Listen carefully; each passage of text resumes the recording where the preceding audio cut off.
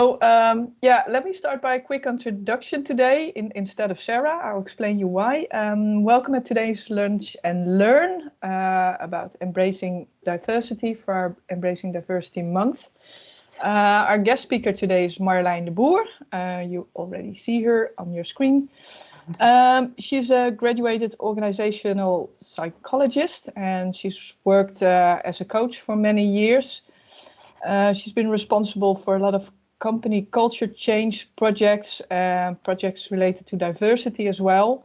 And also she did a lot of coaching with teams and individuals. She's also a regular speaker for Women in Tech, and she's also involved in Startup Bootcamp as a coach or speaker. So if you want to know more, I'm sure Marjolein will tell you a bit about her own company, The Human Factor. And besides that, Marjolein is a close friend of mine. We know each other for, how long is it? I think almost 25 years. And we met at the introduction week of the Utrecht University. So that was a bad week to start a friendship. So Marjolein, the floor is all yours. Not sure if I forgot anything, but... No. Thanks a lot, Nienke. Thanks everyone for having me this afternoon. I'm really excited to be here with you all. Let me just share some sheets for you, and then let's kick this off. Can everyone see the sheets? Yeah.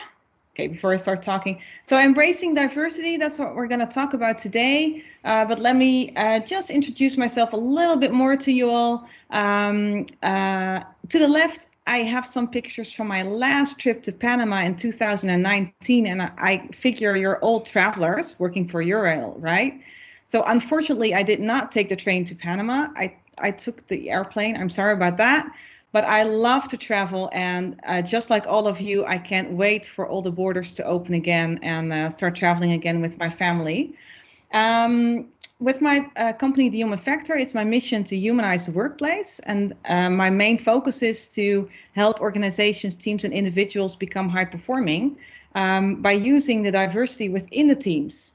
So let's get started. If you have any questions, maybe you can also put them in the chat, and maybe either Sarah or Nienke can help me out with the chat. If there's anything in there, just give a holler and I'll answer them quickly. Yeah, so a little bit of the structure of the talk this afternoon. I'll tell you why it's important to have a diverse team. I'll tell you a little bit about why you need personal leadership before you can become a high-performing team. And I'll tell you how you can increase your team performance by using deep talent mining. So that's a little bit the structure of the talk this afternoon for you all. So let's start off with what makes a team diverse, right? Because diversity is a theme that is quite hip in the last couple of years, but has been very important for the last decades already. So a diverse team, of course, consists of different age groups, because, you know, when you're younger or when you're older, you have different perspectives, and that's really good to have within a team. But it also consists of male, female, different cultural backgrounds. That's all the factors that consist in a diverse team. So what the thing is with a diverse team, and I think where you can really get to a higher level together is when you use the existing potential. Because a lot of research has shown and has told us that having a diverse team actually helps you to perform better as a team. But it can also not help you. And I'll tell you a little bit more about that later. So this is a little bit of a cliffhanger for you all. But what's really important with all these different backgrounds, you have different talents, and it's important to use them. So what I'm wondering with you all right now is you, of course, all work within teams, within Eurail. And I wonder if all of your talents are being utilized within your team. And I would like to do a little bit of a Menti poll. I know you all know this probably, so you can fill in on your phone www.menti.com and use the code 9206358. And then you can fill in, are all of your talents being utilized in your team right now? And I wonder what the score will say.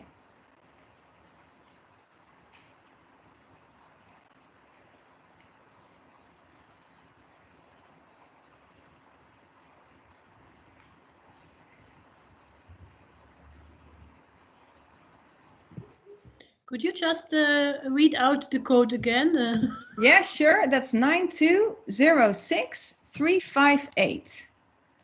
It's also on top of the page, Nicole, the slide. It's also on top here, but 9206358. So a lot of people are joining at the Menti. Thanks for that. That's really cool. So what we're seeing now is more no than yes. And quite honestly, you're really not a very different team from the average teams and organizations that I'm helping out, because this is usually the fact. And it's also in the question, right? Are all of your talents being utilized? Well, some maybe, and others maybe not, right? So, how does this work within teams? Let's take a closer look in the presentation, because I think everyone filled it in right now. So what I see a lot of organizations doing, they basically do two things. Either a manager, if you have a manager within your team, focuses on what needs to be developed. So what you're not doing so well and what you need to get to a higher level. What I've noticed if the focus is really on that, usually, I don't know if you have this, but then the things that have been said 4 years ago are still the same right now till this day, right? Especially if these are things that you just don't like to do. If you're not a very structured person and your manager keeps on telling you, well, you have to structure your work a little bit more, and you just hate doing that, that's probably not going to work out that well. I also see organizations where managers do look at the talents that team members have, and they want to utilize them, right? So if you already have a 7 on being very structured, why not utilize it and make it a 10? And then you can really be high performing for your team. But what usually happens, and that's why I have that picture of that pie to the right of the sheet, is that a lot of teams divide their tasks per person. So everyone has the same piece of pie that they have to do for the job at hand, within a sales team, within a marketing team, within an operations team, within an IT team. And what happens is that if your talent is the icing of the cake, and your colleague hates the icing of the cake, but you divide the piece, well, you have a small piece of icing of the cake, and your colleague is doing something that's the icing of the cake that he just doesn't like to do, and it's not really good at it. So my view is really that it's important to look at, if you're good at the icing of the cake, why not take the icing of the cake of your colleague, and your colleague can do other things that they're good at and that they like to do, so that you have a different distribution of activities and tasks based on the talents of the team. So what are the facts? Because now I'm talking about my experience, but of course this has also been researched. And the Corporate Leadership Council actually did a research about what the impact is on performance when you utilize the talents of a team. Also what the impact is when you don't. And they did this in 30 different countries with 19,000 employees. So it's quite a big research. And the research showed that when you do utilize the talents within a team, your performance increases with 36.4%. This is a humongous amount. I don't know if you have any experience with lean trajectories, but usually when McKinsey comes in and they make an analysis and they work on it for half a year or a year, then they get about 20% increase in performance. This is 36.4%. And the only thing you need to do is utilize the talents that you have within your diverse team so that you can become even better within your performance. This is really incredible. They also looked at what happens with your performance when you don't do that. So when you look at the first way of management and you only look at what needs to be developed and you don't look at what people already have and how you can utilize it.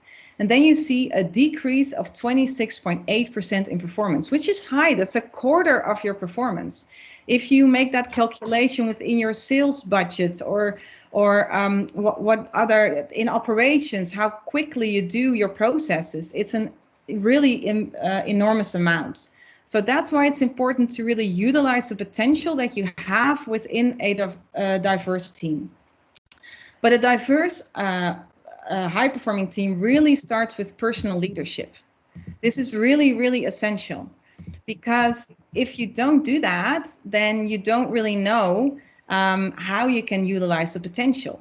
In my opinion, personal leadership is all about self-reflecting, knowing who you are and what you do best and what you like to do. Also knowing what you would like to develop, right? Because there are also things that maybe you would like to learn. And if you're willing to learn them and you're intrinsically motivated to do so, then that could also be a success. You could make that 5 to a 7 or a 7.5, maybe even, right? So it starts with yourself. And what's really important in my view and my experience is to really look at your talents at a deeper level. I call that deep talent mining. So the difference between a low resolution talent, if you look at the picture on the left, you can see a talent, but it's a little bit blurry, right? Like a low resolution picture. So people-oriented, in my opinion, is a low resolution talent. If I can't see everyone right now on the camera, but if I would ask you to raise your hand, who's people-oriented, usually half of the team will say, yeah, I'm people-oriented. I like that. That's good. So then that's not a lot of inputs that you can work from if you want to really utilize your potential from your diverse team. So what's really necessary is to look at the high resolution talents. And high resolution talents, if you look at people-oriented, are, for example, selfless power, or a deep interest in others. Or maybe you're extremely trustworthy, that people always tell you their deepest secrets because you're the vault of the company, and people feel comfortable telling you these things, and you're a really great listener. So these 3 different deeper talents are actually very different from each other, and they give a different focus also to the work. So, and then you're able to distribute your activities way better, like that pie. You can really see what the icing on the cake is. Instead of looking at people-oriented, it will be a little bit too blurry to do so. Then what you can do, if you have that personal leadership, you know who you are, you know what your talents are, and you know what you can bring to the table, it's actually really important to map the talents within the activities of the team, so that you can distribute the activities accordingly to, first of all, what are the talents and how can we utilize them to the fullest, and really have that high performing team, and really use our diversiveness.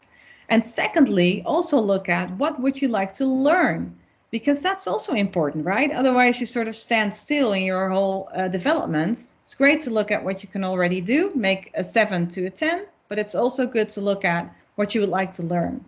So maybe give you an example. I'm helping a sales team, a couple of sales teams right now from different customers. And if you look at sales, you have really different phases in a sales process where you need to do different things. So if you start your sales cycle, it's important to open doors, right? To get more customers in. So to be able to do that, you need different talents than if you're at the end of the sales trajectory and you're going to close the deal. If you look at the beginning of a sales process, it's probably good to be very sociable, to be very open, but also to never give up, because a lot of doors will close in your face, right? And you have to be strong-willed to not give up. If you hear no, no, no, no, no every time, you're going to search for that yes anyways. And you have to have really great networking skills. So it really helps that you have a sort of marketing kind of way of working, that you know how to sell yourself and your company, and that you're just great company to be with. But if you're closing the deal, maybe it's not so great to have those talents of when you're looking for new customers. Maybe when you're closing the deal, it's actually really good to have the talent of a little bit of guts, that you also want to walk away from the deal if the price isn't high enough. And maybe you need a little bit more toughness in the at the negotiation table, especially if it's about a lot of money, right? So playing with these different phases, stages of your process of what you're working on as a team, and looking at the personal leadership, the deeper talents of the team members, and matching them to these different phases really makes your team high performing and very effective in utilizing the diversiveness. So if you have any questions, please, you can either just shout them out or you can put them in the chat, no worries. So spice up your team, right? But be aware. That's I already promised you that I would talk a little bit about that as well. So yeah, you can spice up your team with deep talent mining and talent mapping, but be aware, because if you have a diverse team, don't think it's all gonna just work out. Diversiveness means that you have very different point of views. You have very different talents that you have within a team, very different backgrounds, very different visions. So it takes time and effort and a lot of understanding to really find out where someone is coming from and how you can utilize these different points of views. What I see with teams that are very diverse but just sort of leave it and don't really work on it, then you won't get the results because you're not really utilizing what's there. So you really, if you have people that are very detailed focused in your team, and you have people that are, for example, very high level thinkers, very conceptual thinkers, it's really important to understand each other if you're talking about the same thing. Now, in my coaching sessions, sometimes I use the picture of an apple hanging on a tree. And then I ask the group, what do you see? And people who are detailed thinkers, they say, well, I see an apple hanging from the tree. It's red and green and it's shiny. And that's really it. Why are you asking me this ridiculous question? People with more of a conceptual mind, they will say, I see Snow White. Or I see France, where I was walking through an apple vineyard, or I see apple juice. So they're conceptualizing this picture. So if you're working on something together, a conceptual thinker and a detailed thinker, well, make sure that you're talking about the same thing and not one person is talking about an apple and the other person is talking about Snow White. So you need to really invest in each other when you're a diverse team to really utilize that potential and really go to the next level together. So that's something that needs some work. So a little bit of a recap before we do a short Q&A. I told you that many organizations focus on what needs to be developed, but it's actually really crucial to focus on the talents and to utilize them for the diversiveness within a team. I told you that with deep talent mining, you realize high resolution and 30% or more higher performance, and that it's essential to match these high resolution deep talents with the activities within the team. So does anyone have any questions for now? You can, of course, I'll just put my also my information on here. You can also send me an email or a WhatsApp if you have a question after this, but maybe for now there are some questions from someone. There's one question in the chat, Marjolein. I'm not sure if you can see it. Yeah, I can't. Okay, so Nicole is asking, what if you miss a needed talent in a team? And another question she has, how to discover your deeper talents? Yeah, cool. So the first question, of course, you don't always have all the talents within a team, right? And if you have a crucial need for that talent, what you can do actually, and what I do within organizations that ask me to help them as a whole organization, so not just one team, but the whole company, you can actually also look at other teams where there may be someone who has that talent, who can help you out at certain points of time when you need that talent to get the job done in a good way.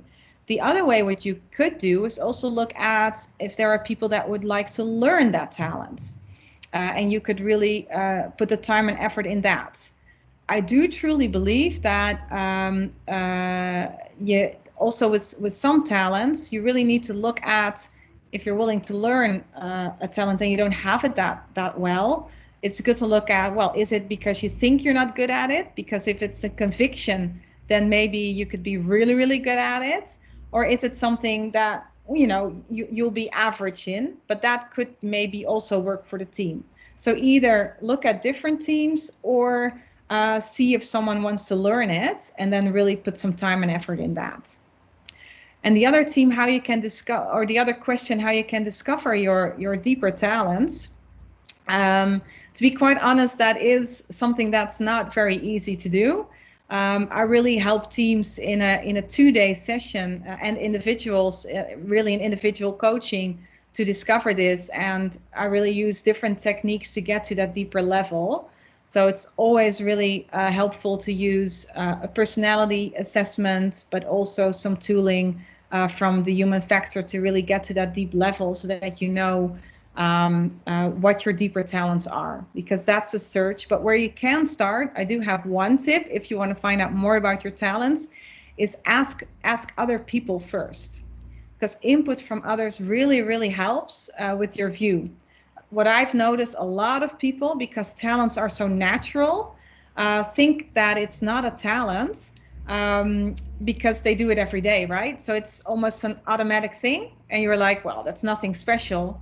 But if you ask around, and 3 people will tell you the same thing, like, this is really exceptional that you can do this, and you're really good at this, that gives you a very good input as well, as a starting point for finding your deeper talents. Did I answer your questions? Yeah, thank you. Great, thanks. Thanks for your questions. And I also see another one. Yeah, there's another question from Kri. What would be an ideal mix of talents in one team? Oh, wow. That's a really good question. Well, that really depends on the team, to be quite honest. So if you look at a very operational team that needs to do a lot of detailed information, you do like a lot of detailed talents, right? It's always also good to have a couple of people that have more of the helicopter view to think about the continuous improvements that need to be done on an operations department. But you do look at sort of more the detailed information mix, because it's so inherent to the function, to the role. If you look at a sales team, you do see a mix most of very extroverted, very result-driven, competitive people. And to be quite honest, if you don't have that in a sales team, I think you're going to miss the hunger that's needed to get the next job done. And within a marketing team, I would say, yeah, you need more creativity, right?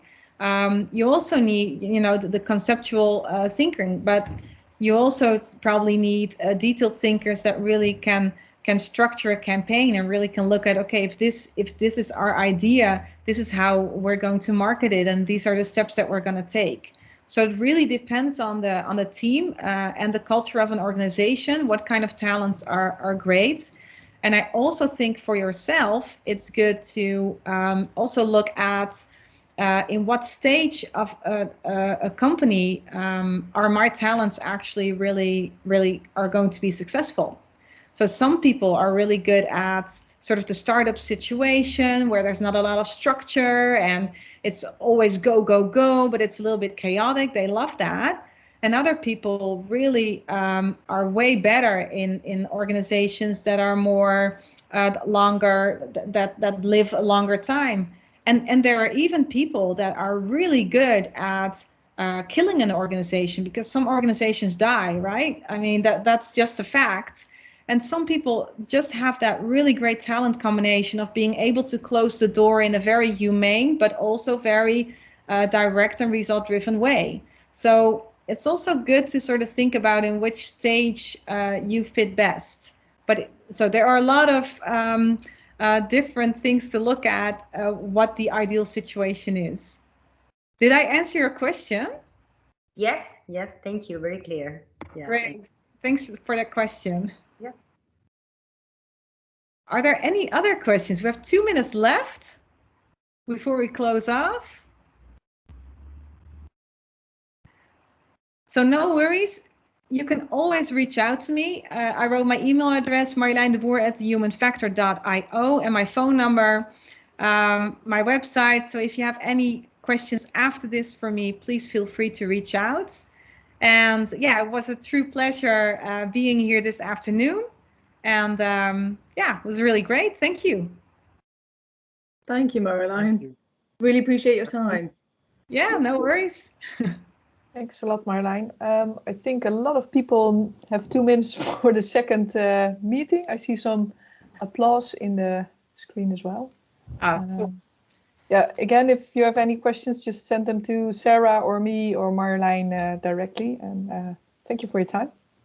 Thanks so much, everyone. Have a great day. Thank you, you too. Cheers. Bye. Bye.